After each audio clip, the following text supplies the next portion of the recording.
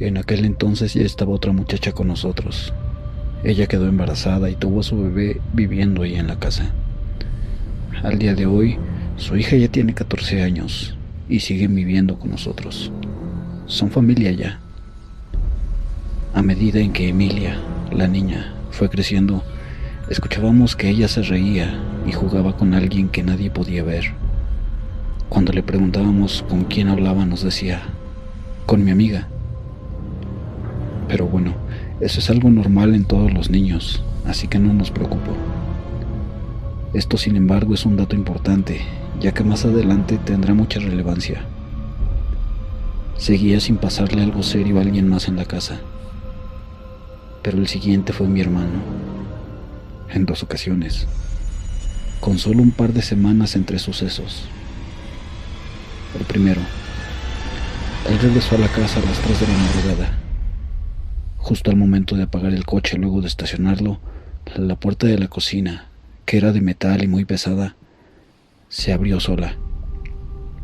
Él entró para ver quién le había abierto, pero no había nadie en la cocina, y nadie era tan rápido como para abrir y desaparecer, cuando él no tardó ni más de 5 segundos en entrar.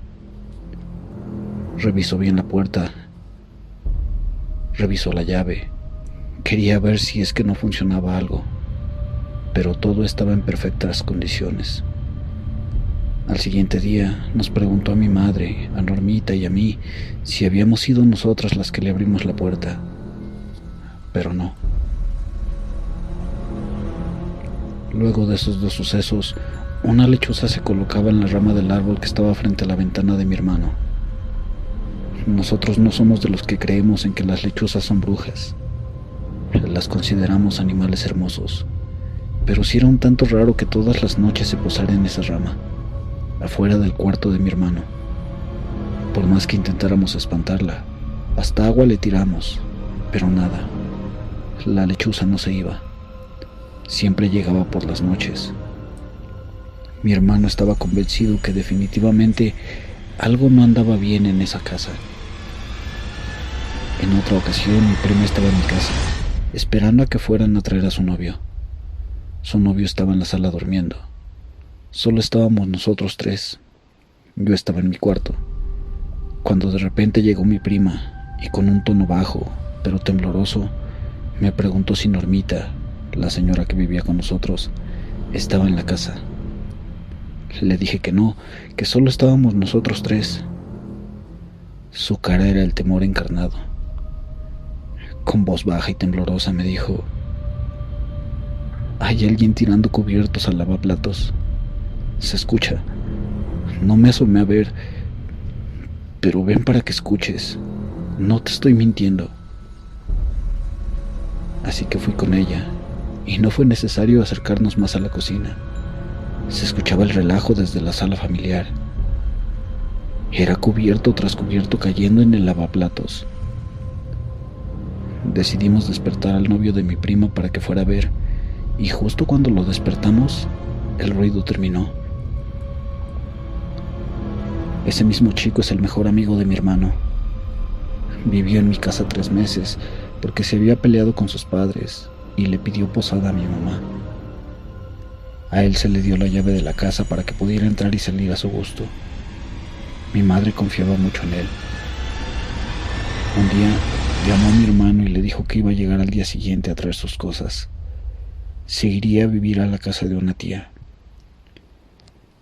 Primero puso de excusa diciendo que sentía que 3 meses eran suficientes y que no quería ser una molestia.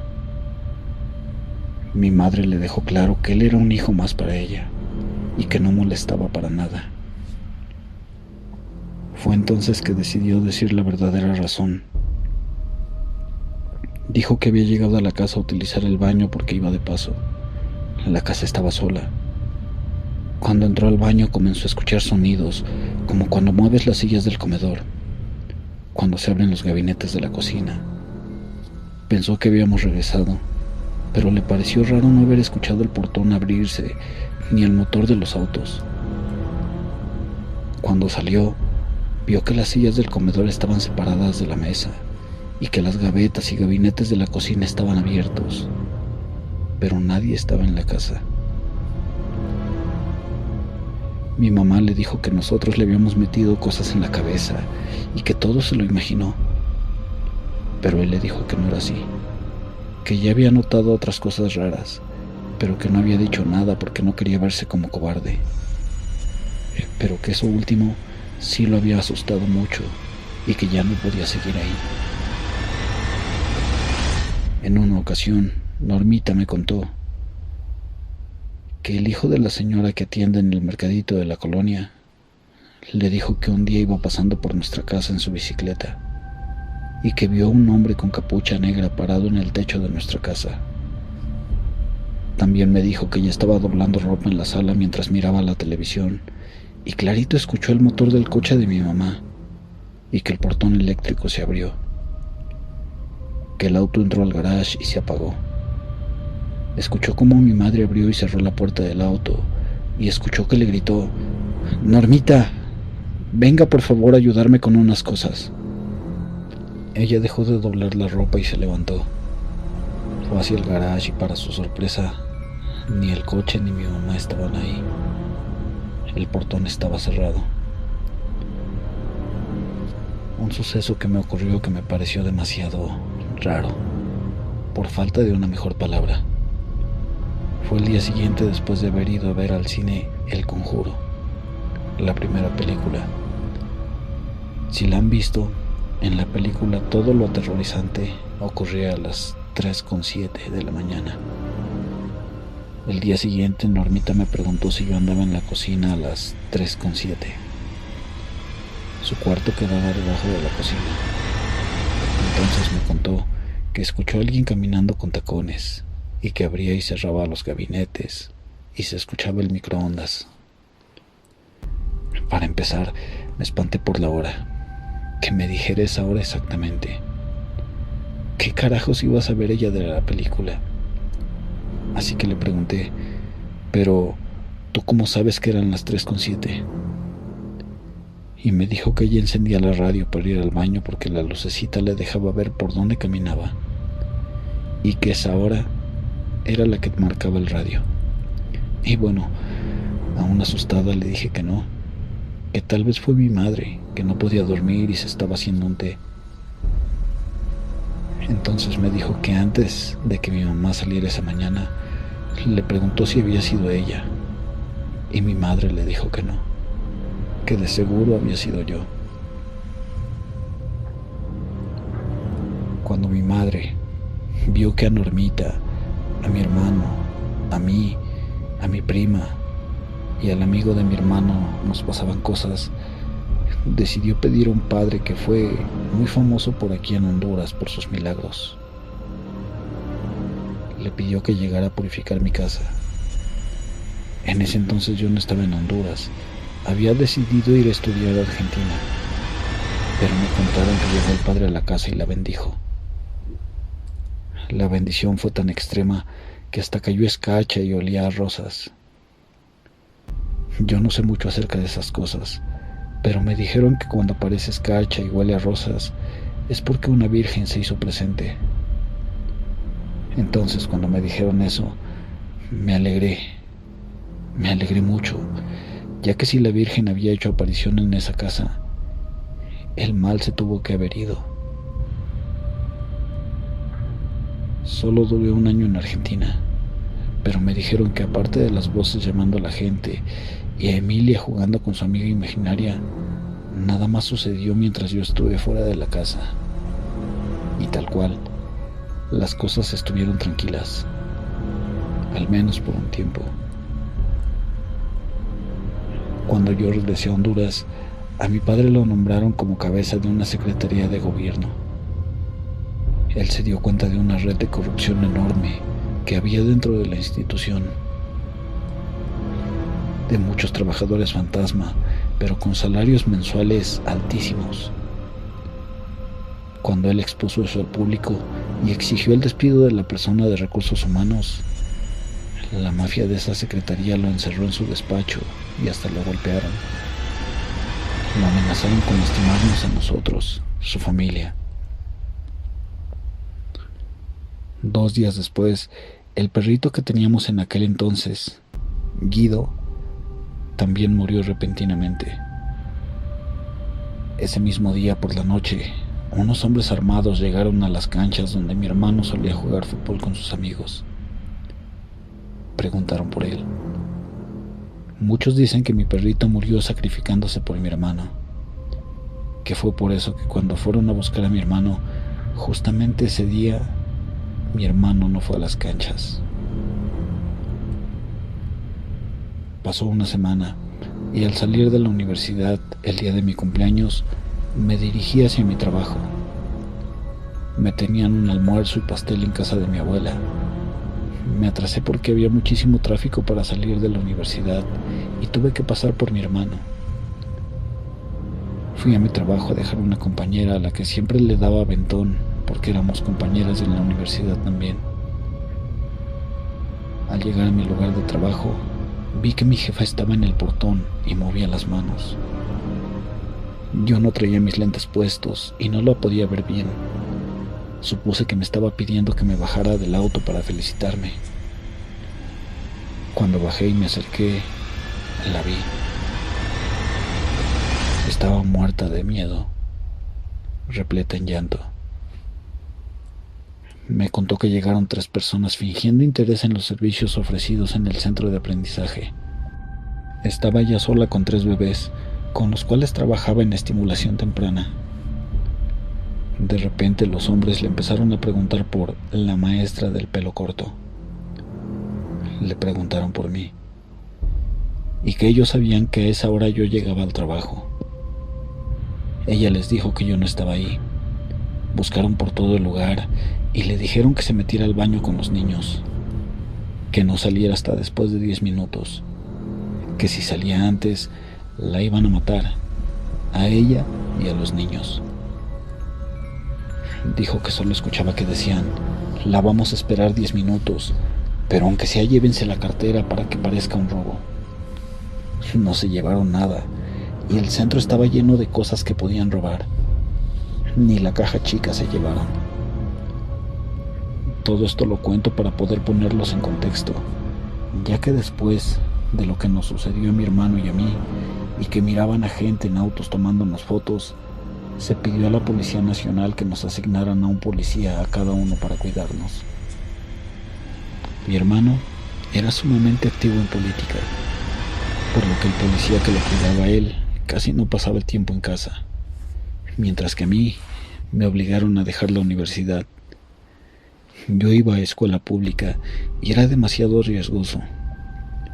Tuve que dejar mi trabajo por la seguridad de mi jefa y de los niños. Soy alguien que no sale y me quedaba siempre en casa. Estos 2 policías dormían en un cuarto externo que había en la casa.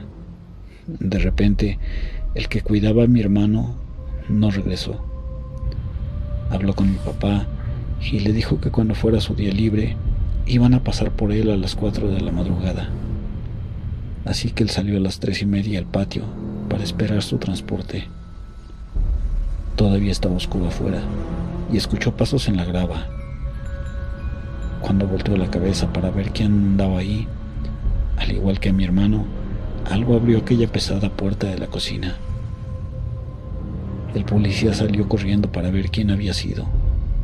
Comenzó a decir el nombre de su compañero, pensando que le estaba haciendo una broma, pero nadie contestó.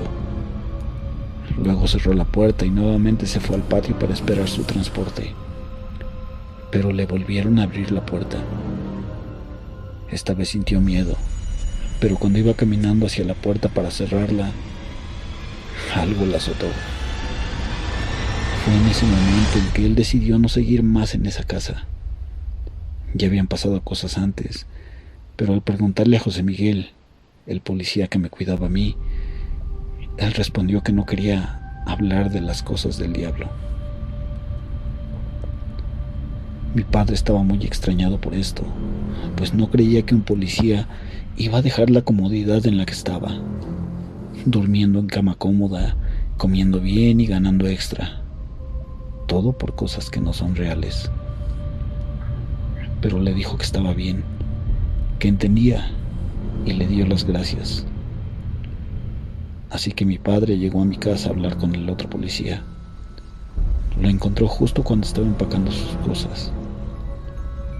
Nosotros nunca entramos al cuarto donde ellos dormían, pero dijo mi papá que en una de las paredes el policía que me cuidaba había dibujado a un hombre encapuchado y a hombres colgados de los pies con la cabeza hacia abajo, y las cabezas las tenían metidas en sacos.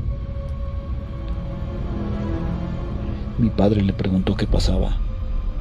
El muchacho solo le dijo que tenía que sacarnos de esa casa porque ahí habían pasado cosas muy malas, que ellos por la noche escuchaban gritos de hombres, como si los estuvieran lastimando, que siempre miraban en el patio a ese hombre con capucha y que varias veces sintieron que se le sentaban en la cama, que él era un hombre de Dios, pero que ni su fe lo hacía sentir seguro. Bueno, mi padre no los detuvo. Los relevos no duraron tampoco. Al final nos quedamos sin guardaespaldas, pero ya las cosas de inseguridad se habían tranquilizado, así que ya no era necesario tenerlos. Cuando mi papá nos contó eso, lo de los gritos de los hombres, sí era algo que nadie había escuchado, pero yo sí había visto al hombre encapuchado. Mis dos padres dijeron que ignoráramos el tema y que ya dejara yo de estar viendo películas de terror, ya que yo abría portales con esas malas energías y le estaba afectando el cerebro a todos los demás contándoles de esas cosas. Los sonidos y los movimientos continuaron. Decidimos ignorarlos. Solo mi mamá no había escuchado ni visto nada. Pero un día, a las 4 de la tarde, llegó a casa. Estacionó el coche en el garage y abrió la puerta de la cocina. Dice que vio una niña con vestido amarillo y 2 colitas. Sabía que no era Emilia porque la niña era de tez blanca y Emilia es de tez morena. Pensó que quizás era una amiguita del kinder de Emilia que estaba en la casa, así que mi mamá comenzó a decir: «Qué amigas más respetuosas las que tienes, Emilia. Mira cómo me abrió la puerta, qué linda». Pero mi madre solo miraba a la niña y nada de Emilia.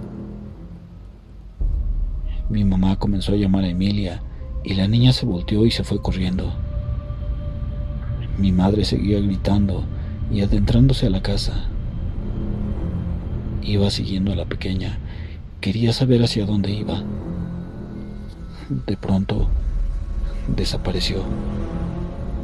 Justo en ese momento escuchó a Normita y Emilia entrando a la casa. Recién regresaban de la escuela.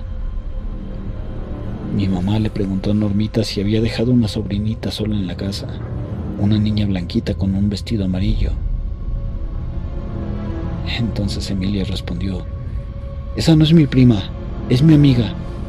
Y es ahí cuando al fin mi mamá se dio cuenta que no era producto de nuestra imaginación todo lo que ocurría en esta casa. Las cosas siguieron, pero nos acostumbramos. En una ocasión llegó un señor a traer unas sillas de ruedas que iban a ser donadas. De pronto este señor dijo: «Yo conozco esta casa, ¿sabe? Aquí me trajeron a mí y a varios más durante los 80s. En los 80s hubo una dictadura militar y hubo muchos desaparecidos. Estuvimos solo un rato aquí porque confirmaron que sí éramos estudiantes. Pero aquí traían a los secuestrados para torturarlos antes de desaparecerlos. Recuerdo que vimos a uno que estaba colgado, cabeza hacia abajo, y le estaban metiendo la cabeza en un saco de cal. Ahí fue donde descubrimos el origen del mal en esa casa. Ahí torturaron y mataron a muchas personas. El dibujo del policía es porque vio en algún momento las almas de los hombres que fueron torturados. Eso nos caló hasta los huesos y realmente ya no queríamos seguir viviendo ahí. Esa casa estaba llena de tristeza, maldad y pura negatividad. Mi abuelo, hasta después de su muerte, siempre nos cuidó. Él murió en el año cuando ya las cosas estaban volviéndose más intensas. Pero luego de su muerte, se hizo sorteo de sus propiedades entre mi mamá y mis tíos. Esa casa le tocó a mi tía, que de la noche a la mañana nos corrió porque ya tenía quien se la comprara. Sin mentir, en 2 días tuvimos que mudarnos. Regresamos a la casa donde vivíamos antes de irnos a ese lugar horrible. Y aquí lo más tenebroso que nos ha pasado es que una vez se metió una rata. Nada de pesadillas o apariciones. La tristeza, la negatividad y la maldad se quedaron en aquel lugar. Por más que intentamos, se quedó impregnado lo malo ahí. No sé qué tan cierto será, pero entre los vecinos habían rumores de que nuestra colonia solía ser un cementerio clandestino antes de que se comenzara a construir, pero no hay forma de confirmarlo. Siempre me pregunto cómo les irá a las mujeres que compraron esa casa. Sé que mandaron a cortar los árboles del patio trasero. Una lástima, porque eran de mango y también de aguacate. Todos los árboles eran muy generosos. Pero bueno, una razón tuvieron para hacerlo. Muchas gracias a todos los que se tomaron el tiempo de conocer mi historia. Hasta pronto.